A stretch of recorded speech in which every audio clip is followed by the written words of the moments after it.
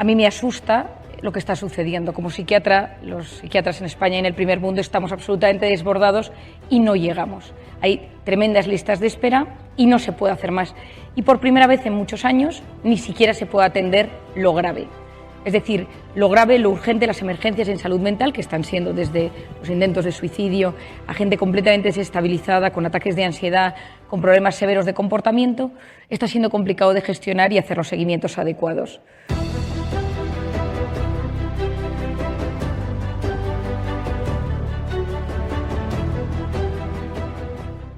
Yo llevo muchísimos años, muchos, yo creo que desde la carrera, que se lo contaba a mis amigas, hablando de la prevención en salud mental. Se hace prevención, cáncer de próstata, cáncer de colon, cáncer de mama, pero incluso melanomas, no se hace prevención en salud mental. Y cuando yo terminé la carrera, decidí que una de las cosas que yo haría a lo largo de mi vida sería hablar de salud mental en modo preventivo. Es decir, ya que a lo largo de la vida la probabilidad de que cada uno de nosotros tengamos algo, depresión, ansiedad, insomnio o cosas más graves, la probabilidad es muy alta. Si tenemos las herramientas necesarias para hacer frente a lo que nos llegue, las probabilidades de que tengamos esos problemas serán menores y, sobre todo, podremos superarlo mucho mejor. En esa prevención, lo primero que tengo es que la gente conozca. Uno, que conozca cómo funcionamos y dos, que se conozca. Entonces, me habréis escuchado probablemente el cortisol, y espero que todo el mundo sepa lo que es, cortisol, la oxitocina y cosas del cerebro, inflamación, intestino, que ahora le dedicaré un pequeño apartado. Es decir, cómo funciona nuestro cuerpo y cómo soy yo de forma de ser y cómo me afecta a mí el estado de alerta y en quién me convierto, a nivel físico y psicológico. Si yo soy sensible ante factores de estrés, me convierto en alguien vulnerable y quizá tenga una dermatitis y ataques de ansiedad. Pero si yo me paso toda la vida yendo a un neurólogo para que me dé pastillas para la migraña o al digestivo porque te parece que tengo algo de reflujo, pero que parece que es gastritis, pero que parece que es colitis, pero que no sabemos bien lo que es, y luego encima tengo problemas de insomnio y tomo pastillas para dormir, tengo un batiburrillo de medicación y nadie me mira como un todo. Esto que hablaba Luisa, que me parece tan importante, que es mirar al que tienes delante como un todo. No ves un síntoma, ves una persona que tiene una historia, una biografía, y eso requiere que los médicos, los enfermeros, los que nos dedicamos al cuidado, los terapeutas, los psicólogos, vayamos un paso más allá. Es decir, es mucho más sencillo a nivel emocional preguntar si te duele la garganta y darte un ibuprofeno que preguntarte qué te está pasando en casa en los últimos meses. ¿Por qué? Porque eso requiere abrir el corazón y que de repente te empapes de la emoción del de enfrente y te abrumes. Y los sanitarios, post-COVID, estamos exhaustos. Es decir, hemos visto tales dramas, hemos escuchado tales historias, que ha llegado a un punto de saturación y por eso lo fácil es medicar para el sistema nervioso central, como decía Irache. Y lo difícil es parar, frenar, hacer introspección, cómo estoy, quién soy, qué me sucede y tomar una decisión. Quería contarte una cosa, Irache, que tú no debes saber. Cuando yo hacía la interconsulta en el hospital, me encantaba la interconsulta, es una de las si trabajara otra vez en el hospital probablemente pediría la interconsulta, que es cuando vas viendo pacientes no psiquiátricos que tienen síntomas psiquiátricos. Pues un paciente en digestivo, en traumatología, en cardiología. Y a mí eso me encantaba porque vas a la medicina y ves pues lo que les pasa. Y a mí me sorprendía muchísimo, ya te estoy hablando hace 10, 15 años, que muchísimos pacientes de digestivo tenían síntomas psicológicos y muchos pacientes de los ingresados en psiquiatría o en consulta tenían sus síntomas, pues que si reflujo, que si colitis ulcerosa, que si, perdonadme, estaba perfectamente bien, que si colon irritable o Helicobacter pylori. Y yo empecé a preguntarme que había esa conexión, que existía ahí dentro. Esto ya hace muchos años, yo era residente y en una conferencia, cuando yo empezaba a dar conferencias, lo dije, yo estoy muy interesada en ver qué está pasando. Entonces me llamaron de un instituto de investigaciones y me dijeron que si yo estaba dispuesta a hacer un estudio del eje intestino-cerebro. Esto ya es hace tiempo. Yo era muy joven, pero yo siempre tenía muchas ganas y mucha fuerza y lo que tenía que hacer era pedir una muestra de heces a mis pacientes y luego medir sus niveles de ansiedad y depresión y ver qué pasaba. Nadie me dio sus heces, nadie se fiaba de mí. La gente iba a su médico de cabecera y le decía, mi psiquiatra me ha pedido las heces, no te fíes. Iban a otro psiquiatra y le decía, es que hay un psiquiatra que me ha pedido heces, no se las des. Entonces la gente no me dio sus heces para hacer este estudio, más que una paciente que se fió de mí, me dijo, mira María, no lo entiendo, y yo decía, nos estamos perdiendo algo muy gordo. Aquí está sucediendo algo, el 90% de la serotonina que llega al cerebro se absorbe a través del intestino y por lo tanto, si estás dando a todo el mundo Prozac o cualquier inhibidor de la recaptación de serotonina, que son todos los antidepresivos que alguno ha tomado o toma sus familiares o amigos, algo está sucediendo porque eso no está llegando bien al cerebro. Entonces una amiga mía que es internista me dijo, bueno, pues yo me encargo de pedir las heces y tú haces la parte cerebral. Y entonces ahí empezamos a descubrir, y entonces salió de todo, ¿no? De inflamación, SIBO, los trastornos de permeabilidad, pues los cambios, las bacterias, los parásitos. Y yo pido a día de hoy estudio de heces a mis pacientes. Es decir, esto que ha dicho Irache es completamente cierto. Estamos en un momento donde el segundo cerebro, a mí no me quites mi primer cerebro, pero el segundo cerebro efectivamente son los intestinos, y si tienes bien el aparato intestinal vas a estar muchísimo mejor. Y lo segundo que quería puntualizar es lo del omega 3. Cuando yo escribí cómo hacer que te pasen cosas buenas, di 5 tips para bajar el cortisol, ¿no? Que no sube el cortisol, que nos baja el cortisol. Y entonces leí mucho sobre alimentación. Y cuando te metes en el mundo de la alimentación, puedes enfermarte. O sea, es tal la información que hay. Yo que he leído pues, más de 10 libros de estos extensos, tengo esquemas hechos en casa, pero a la hora de divulgarlos generas mucha tensión en el oyente. ¿Por qué? Porque te das cuenta, 1, de que comes muy mal, 2, de que tampoco puedes cambiar tu vida, la chía, al kombucha, a todos los alimentos nuevos, y todo lo que tomas está malo, y descubrí también el omega 3. Yo lo descubrí por un tema personal. Yo somatizo en la boca, y mi boca tiene siempre problemas, he tenido tropecientas cosas en la boca, y una amiga mía me dijo un día, que se dedica a temas de nutrición hace 10 años, toma omega 3. Y de repente dejé de ir al dentista. Yo iba todas las semanas y tengo todo tipo de cirugías en la boca. Y mi dentista me dijo, algo ha cambiado en tu boca y necesitamos investigar qué es. Yo ni caí que podía ser el omega 3, porque era una cosa que me tomaba por las mañanas. Yo le decía, he cambiado de pasta, de alimentación, hasta que un día dije por la mañana, el omega 3. EPA y DHA, antiinflamatorio, recubre las neuronas, mejora la visión, en el embarazo, bueno, tiene tropecientas temas, y por supuesto el tema intestinal. Yo a todo el mundo les recomiendo de todas las maneras posibles que tome omega 3, ellos, sus padres, sus hijos, toda la vida. Es decir, es algo que nos protege y sabemos hoy en día que es un protector para las enfermedades neurodegenerativas. Por lo tanto, no venía a hablar de esto, pero es que necesitaba decirlo, venía a hablar de otra cosa, pero que la voy a decir también. Y entonces, o sea, creo que de todo lo que hemos hablado, primer punto, problemas en salud mental. Segundo punto, hay que hacer prevención. No hay que tener miedo de hacer prevención. Yo estoy yendo a empresas, monté con mis hermanas hace unos años la empresa Ilusio, con un socio y mis 3 hermanas, 2 consultores, mi hermana psicóloga y yo psiquiatra, en el que decidimos que íbamos a entrar en las empresas a hablar de estos temas. Porque igual que voy a los colegios, igual que voy a las universidades, pues ¿por qué no ir a la empresa y que la gente te escuche y que se tengan protocolos para saber qué es ansiedad, qué es salir de la zona de confort, qué es somatizar y cómo mejorar eso desde un sitio al que le dedicas muchas horas de tu día? Y el cuarto tema que me parece absolutamente fundamental es el tema de la mujer. Yo os voy a contar una cosa que la he dicho alguna vez y quizá alguno la haya oído. Es que yo antes de casarme daba unas sesiones preciosas de 3 horas sobre la conciliación. Unas diapositivas, una tal. Me casé, tuve mi primer hijo, no las he vuelto a dar. Porque lo veo y digo, es que no se puede decir, porque esto no es real. La mujer nos hemos metido en el campo profesional, está fenomenal, es maravilloso. Ahora, a mí, personalmente, y hablo con muchísimas mujeres a lo largo del día, de la semana y del mes, es complicadísimo. ¿Por qué? Porque por nuestra forma de ser y por la forma en que gestionamos las cosas, la mujer nunca desconecta. El hombre, eso sería otra charla de otro día, pero las diferencias del hombre y la mujer, pero el hombre se focaliza en los aspectos y hace muchas menos asociaciones. Nosotros salimos de casa, yo he salido de casa con un hijo enfermo y yo tengo a mi hijo enfermo en la cabeza y sin parar, y mi marido probablemente está trabajando y se acordará en algún momento del día, pero hasta ahí. Yo no pararé hasta saber por qué lo tiene o cómo lo tiene o dónde lo llevamos. Es decir, la mujer en los diferentes aspectos de su vida, sea cuando hace deporte, cuando se cuida, cuando cuida a sus hijos, a sus padres, trabaja, se forma, va a la universidad, hace un máster, me da igual. O sea, plancha en casa, pone lavadoras, tiene temas en la cabeza. No he terminado esto, tengo que mandar un correo, tengo que hacer esto para mi hijo. Es decir, llevamos tanta carga encima y por nuestra neurobiología y nuestra psicología, eso es muy difícil de quitar. Por mucho que nos digan, desconecta, enfócate, somos así neurobiológicamente hablando. Pero lo que esto nos tiene que llevar es a saber que si luchamos por ser perfectas en todo lo que hacemos, nos enfermamos. Para mí es la clave. Os lo resumiría hoy en esto. La mujer del siglo XXI es una mujer que busca ser perfecta en todos los ámbitos de su vida. Físicamente, hacer deporte, alimentación, tener la casa impecable, o los niños, o cuidar a los padres, o formarse, o en el trabajo. Cada uno en el ámbito que tenga. Y yo lo que suelo hacerle a las mujeres que trato, les hago un esquema y les digo, de 0 a 10, a nivel profesional, a nivel pareja, a nivel padres, a nivel hijos, a nivel social, a nivel cultural, a nivel físico, cómo te cuidas, a nivel deporte, a nivel económico, y decir de 0 a 10 qué nota te puntúas y en qué nota te gustaría estar.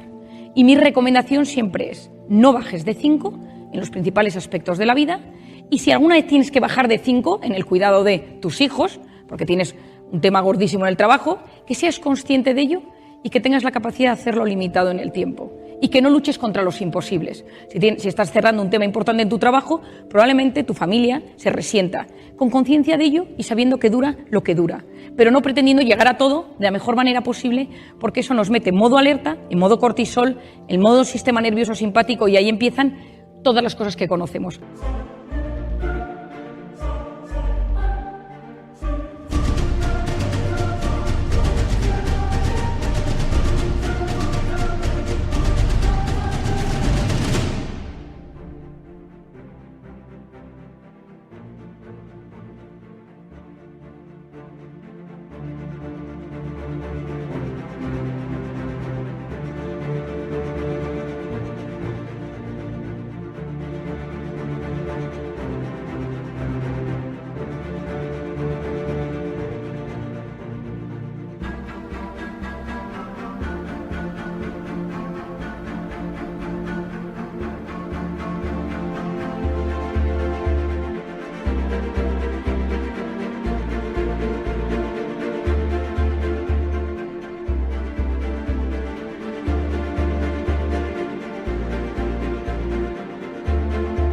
Ansiedad, irritabilidad, fallos de memoria, fallos de concentración, tristeza, y por otro lado empezamos a somatizar. Y hay que aprender a renunciar.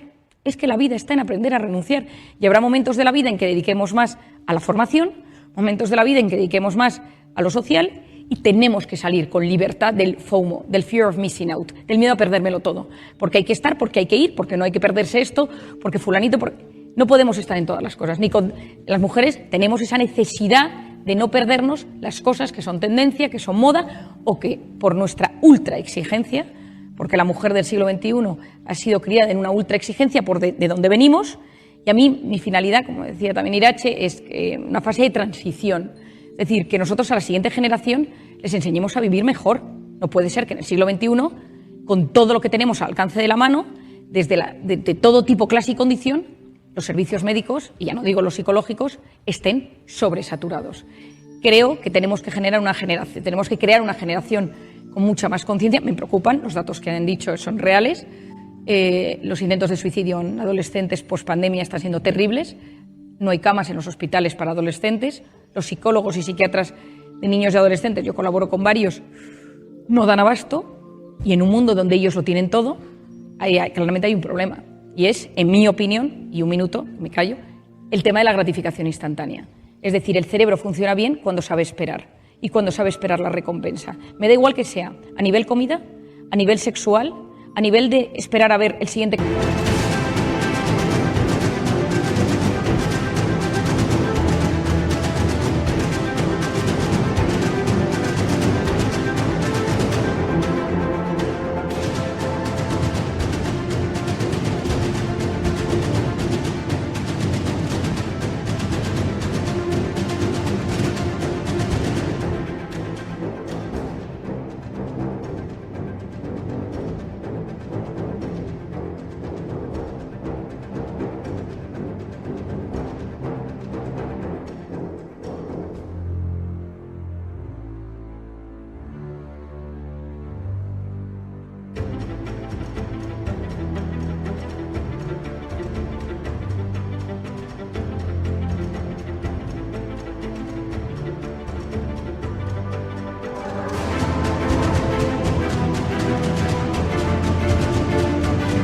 capítulo de una temporada que a uno le encanta y lo disfruta, la capacidad de esperar la recompensa nos hace dueños de nosotros mismos, gestionamos nuestras emociones, todo está aquí en la corteza prefrontal, la gestión de uno mismo, la capacidad de enfrentarnos a los retos y resolverlos. Si nos educamos y nos criamos con esa gratificación instantánea constante, no tenemos voluntad, no sabemos esperar la recompensa y llega la frustración. Y eso inunda en este mundo que está sucediendo, que las cosas no son como las esperamos, la gente nos falla, los chicos no nos hacen caso, o las chicas no nos hacen caso, nos hacemos gorditos, nos cambia la voz, y en ese momento de transición y de cambio, que es la adolescencia y la juventud, en un mundo donde es difícil encontrar trabajo y encontrar tu lugar, y donde quieres que haya una persona en el trabajo que te esté constantemente reafirmando que lo estás haciendo bien.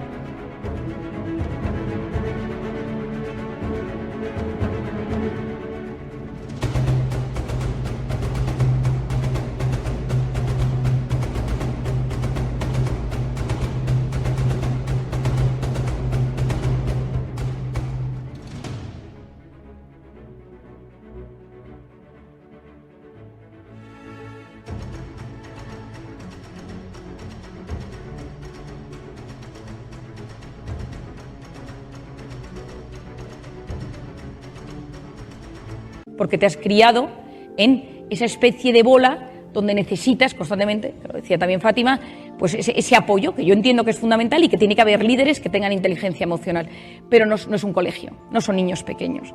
Entonces yo busco, el otro día me decía, con mucha gracia una amiga, me decía, Marian, yo creo que el tema de la pantalla deberías de dejar de hablar de ello porque no tienes futuro. Y le digo, más que nunca tengo que tratarlo, porque el que sepa gestionar su pantalla, adultos y niños, sabemos gestionar el aburrimiento y el estrés.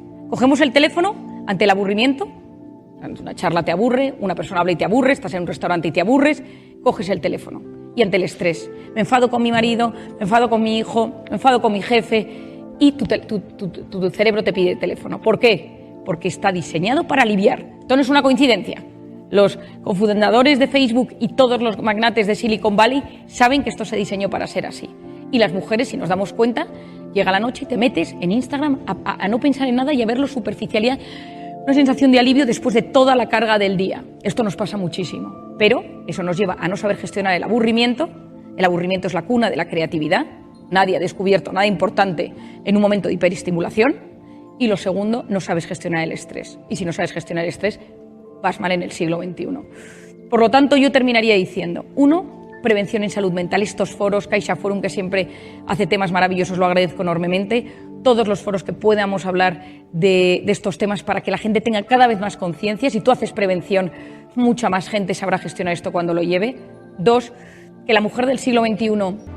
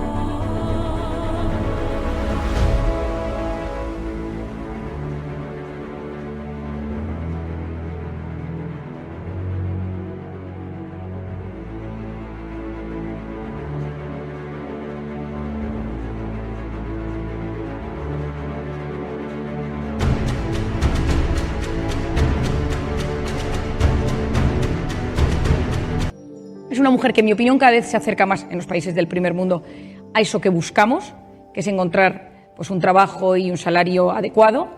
3, añado, mi impresión es que el problema de la mujer del siglo XXI en el primer mundo es la mujer que quiere ser madre. Eso es lo complicado.